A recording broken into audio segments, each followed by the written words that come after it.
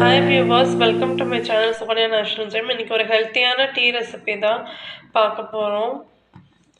ஒரு half a tumbler 3 glass milk எடுத்திருக்கேன், boiled milk. இதை வந்து நம்ம சிம்மில் வச்சு குக் பண்ணணும். 1 ஸ்பூன் டீ தூள் ஆட் பண்ணுறேன். இஞ்சி வந்து ஒரு சின்ன பீஸ் எடுத்திருக்கேன், இதை வந்து இடிச்சிட்டு ஆட் பண்ணணும். இஞ்சியை வந்து நல்லா இடிச்சிட்டு டீயில் ஆட் பண்ணணும்.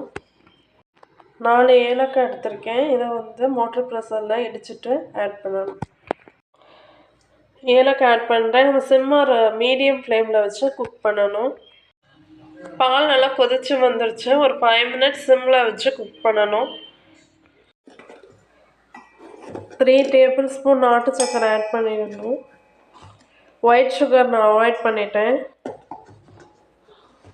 ஒயிட் சுகர் ரெடியூஸ் பண்ணி நாட்டு சக்கரை எடுத்துக்கிறது ரொம்ப நல்லது. டீ கொதிச்சிருச்சு, ரெடி ஆயிடுச்சு.